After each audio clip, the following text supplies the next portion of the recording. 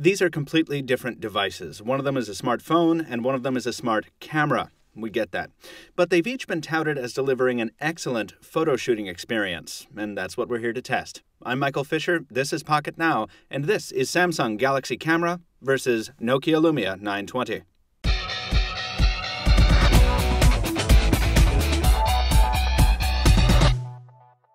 Now, while we show you these two very different but very white devices, I'll take the opportunity to remind you to follow Pocketnow at the usual spots with the links in the description down below. Now that we got that out of the way, let's go ahead and compare these device cameras quickly from hardware and software perspectives, and then we'll get into real-world shots and a footage face-off. Let's go. First, let's talk about some lens differences here. The Lumia 920's camera is a smartphone shooter, but it's one of a different breed. Its 8.7 megapixel resolution isn't too special, but the optical image stabilization built around it is. In fact, you won't find it on any other smartphone. The optics are Carl Zeiss, its f-number is 2.0, and it's got a 26mm focal length. Video recording is supported at 1080p resolution, and the flash is a short-pulse high-power dual LED. On the software side, there's very little here to set this apart from any other Windows phone. Hopping into the photo settings reveals the stark Windows Phone interface with scenes, ISO adjustment, exposure control, white balance control, and a few other settings. We also have access to Windows Phone's lens functionality here, which on a Nokia device especially means a whole lot of added functionality via third-party apps.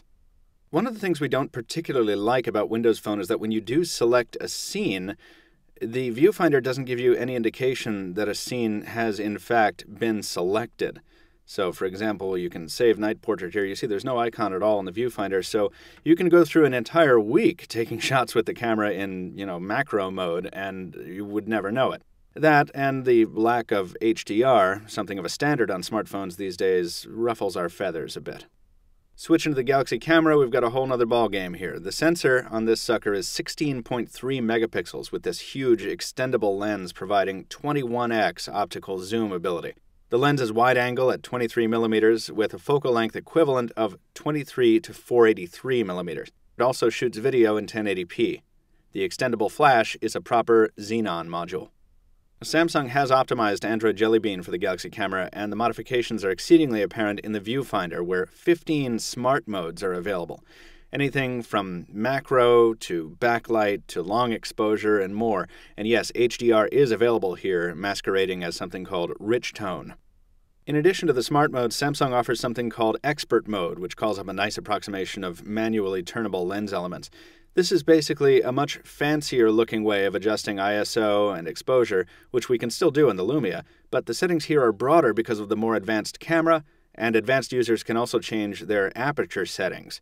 It's the kind of granular control you expect from a camera designed for what I'll call the expert amateur, if that makes sense. Unfortunately, I'm only an intermediate amateur, and so I did most of my shooting with the Galaxy camera and Lumia 920 in automatic modes. The first thing you'll notice in the photo comparison is the Galaxy camera's substantially wider field of view, capturing more along the sides than the Lumia's smaller lens can.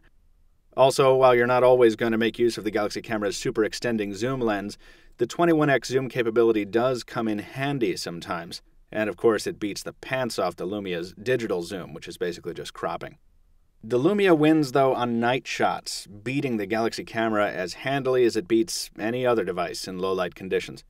Even in night mode, the Galaxy camera couldn't pull much detail out of this dark basement. The Lumia 920 in the same mode almost made it look like I'd turned a light on. Nokia continues to excel in this department. In better lit conditions, the results are harder to quantify. The Lumia sometimes delivers warmer colors and sometimes it doesn't. Both cameras shine in the daylight. Colors are well saturated without being too blown out. Contrast is good, and so is white balance. Indoor conditions produce more inconsistent results. If you keep the Lumia still, it can actually produce sharper shots. The key is being able to keep it still, which isn't always easy.